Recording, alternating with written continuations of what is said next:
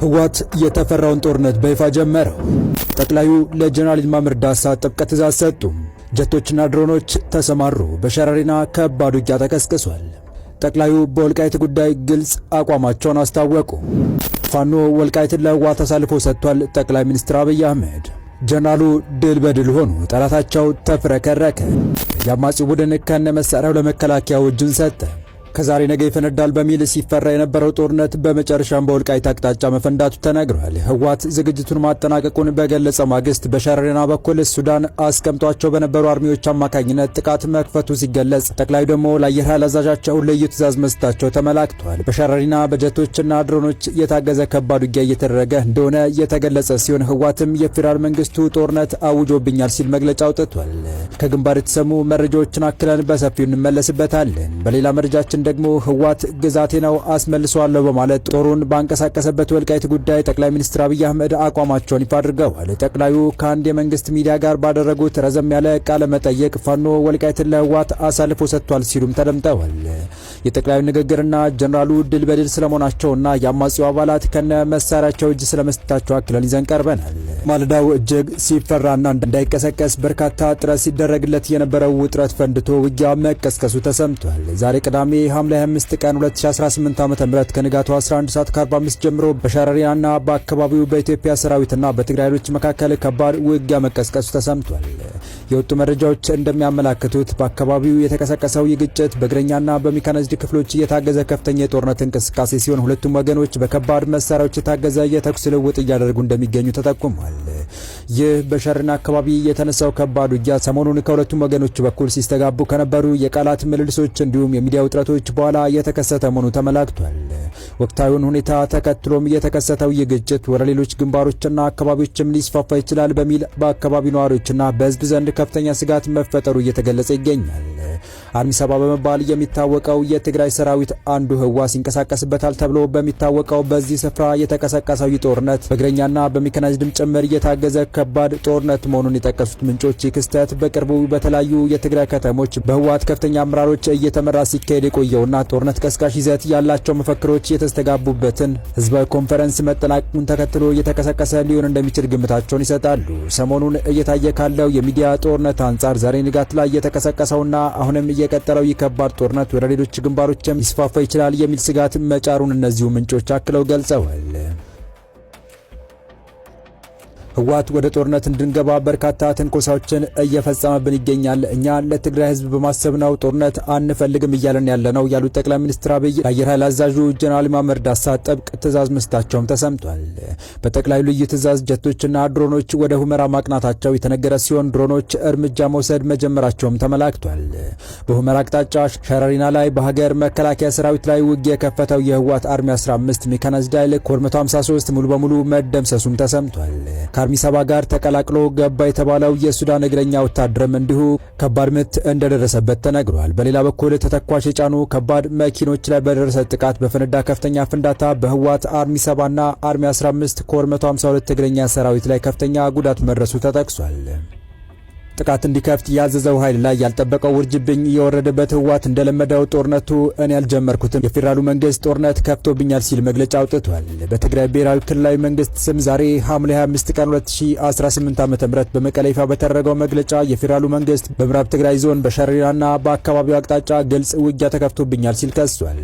በመግለጫው እንደተመላከተው ጥቃቱ ከዛሬ ማልዳ ጀምሮ በድሮንና በታጣቂዎች እየታገዘ እንደሆነ ገልጾ ክስተቱ የፕሪቶሪያን ሰላም ስምምነት የሚጥስና የትግራይ ህዝብ ለማንበርከክ የተደረገ ወታደራዊ እንቅስቃሴ ነው ብሏል።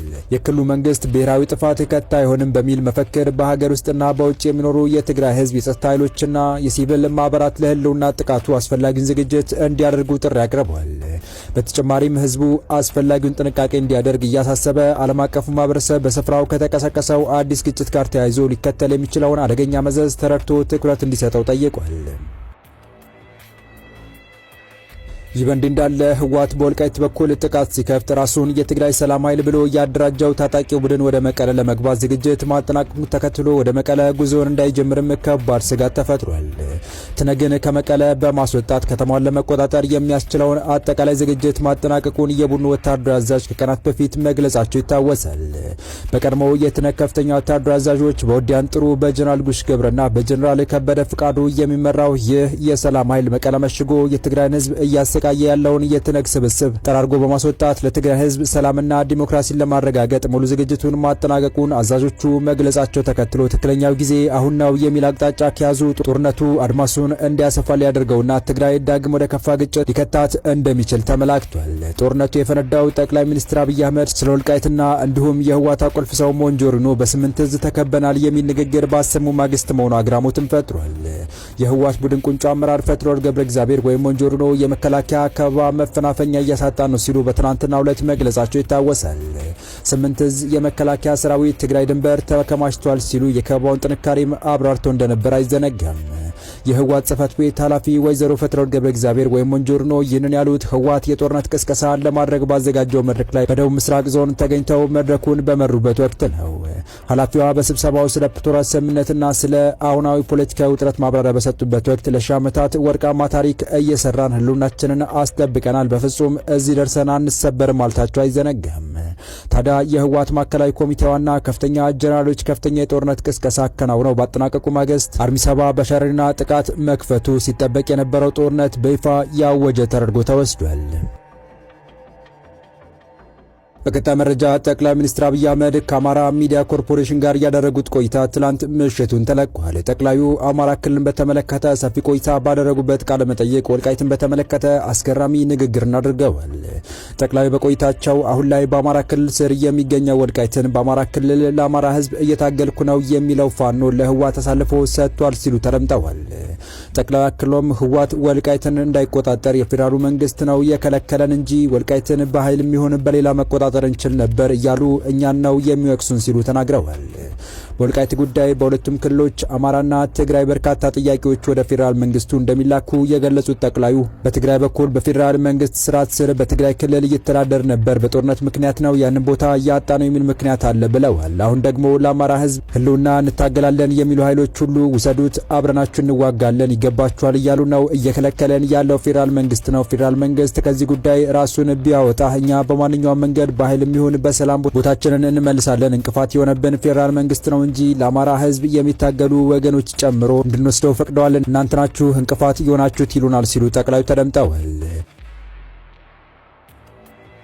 አብይ አክለውም ወደ አማራ ክልል ደግሞ ስንመጣ ከጦርነቱ በኋላ የፌዴራል መንግስት ውክልና የሚተዳደረው የወልቃይት ክልል በህግ አግባብ በተሟላ መንገድ ወደ አማራ ክልል መመለስ ሲገባው የፌዴራል መንግስት አልመለሰም ብለው ያስባሉ ብለዋል። ሁለቱም ጋር ጥያቄ አለ ያሉት ጠቅላዩ ይህንን የምንፈታው አንዱን ወገን በማስደሰት ለአንዱ ወገን ምላሽ በመስጠት አንዱን ከጥያቄው ጋር እንዲቆይ ብናደርገው ዘላቂ ሰላም አይመጣም። የጊዜ ጉዳይ እንጂ መልሶ ግጭት ይፈጠራል። መልሶ ግጭት የሚፈጥርን ነገር ለአጭር ጊዜ ፎይታ፣ ለአጭር ጊዜ ደስታ መመለስ ደግሞ የመንግስት ፕሮሲጀር አይደለም ብለዋል። የኛ አንደኛው ፕሪንሲፕል ሚዛናዊነት ነው ያሉት አብይ ሁለተኛው ሙሉ እይታ ነው በማለት በምንወስዳቸው ውሳኔዎች ዘላቂ ሰላም፣ ዘላቂ ልማት፣ ዘላቂ አብሮነት መረጋገጥ አለበት። የአጭር ጊዜ ድል ከሆነ ታይም ቦምብ ነው፣ ነገሩ ለጊዜው ይዳፈናል እንጂ ከናካቴው አያጠፋውም ብለን ስለምናስብ አንመርጠውም በማለት የወልቃይት ጉዳይ መፍትሄ ሊያስገኝ የሚችለው ምክክር ብቻ እንደሆነ ገልጸዋል። ጊዜ ወስደን ተወያይተን ተመካክረን ህግና ስርዓትን ተከትለን የህዝቦችን ተሳትፎ አረጋግጠን ብንወስን ዘላቂ ሰላም ሊያረጋግጥ ይችላል የሚል እምነት አለን ያሉት አብይ የወልቃይትና አወዛጋቢ ቦታዎችን በተመለከተ መፍትሄ ሊገኝ የሚችለው በምክክር መሆኑን ገልጸው ለዚህም የሀገራዊ ምክክሩ መፍትሄ እንደሚኖረው አበክረው ገልጸዋል። በአካባቢው ስላለው የሰላም ሁኔታ ከጋዜጠኛው ጥያቄ የቀረበላቸው ጠቅላይ ሚኒስትር አብይ አህመድ ከአማራ ክልል ጥያቄ አንጻር ከበፊቱ የከፋ ነገር አሁን አለ ብሎ ለመውሰድ ይቸግራል። በፊት የአማራ ክልል ወልቃይት ወደሚባለው አካባቢ መጓዝ አይችልም። ዛሬ ቢያንስ መሄድ ይችላል፣ ሰው መጠየቅ ይችላል። እንደው በህግ ተጠቅልሎ የአማራ ክልል ነው ባይባልም ለመንቀሳቀስ የሚከለክል ነገር የለም ብለዋል። በዚሁ መጨረሻ ወዳደረግነው አጭር መረጃ ተሻገርን። ግሩፕ 26 የተባለው የፈጣን ድጋፍ ኃይሎች አባል የሆነ ወታደራዊ ቡድን ለሱዳን ጦር እጁን ሰጠ። የሱዳን ፈጣን ድጋፍ ኃይሎች RSF አባል የሆነውና ግሩፕ 26 በመባል የሚታወቀው ወታደራዊ ቡድን በኦምዱርማን አካባቢ ለሱዳን ጦር ሳፍ እጁን መስጠቱን አባላቱንና ወታደራዊ ትጥቆቹን ማስረከቡን የሱዳን ዜና ኤጀንሲ ሱና ዘግቧል። ወደ 45 የሚጠጉ ተዋጊዎችና መኮንኖችን የያዘው ይህ ቡድን የሱዳን ጦር በቅርቡ በሰሜን ኮርዶፋን ያደረገውን ግስጋሴ ተከትሎ ከባራና ከሌሎች የአካባቢ ስፍራዎች በመሸሽ የመጣ እንደሆነ ተገልጿል። ተዋጊዎቹ የውጊያ ተሽከርካሪዎችንና የተለያዩ የጦር መሳሪያዎችን ጨምሮ ሙሉ ወታደራዊ ትጥቃቸውን ይዘው እጃቸውን መስጠታቸውን ሱና ዘግቧል። ይህ ክስተት የተፈጸመው የሱዳን ጦር ኤልኦቤድን ከዋና ከተማዋ ጋር የሚያገናኙ ስትራቴጂካዊ መስመሮችን ጨምሮ በሰሜን ኮርዶፋን ያለውን ወታደራዊ እንቅስቃሴ ባሰፉበት ወቅት ነው።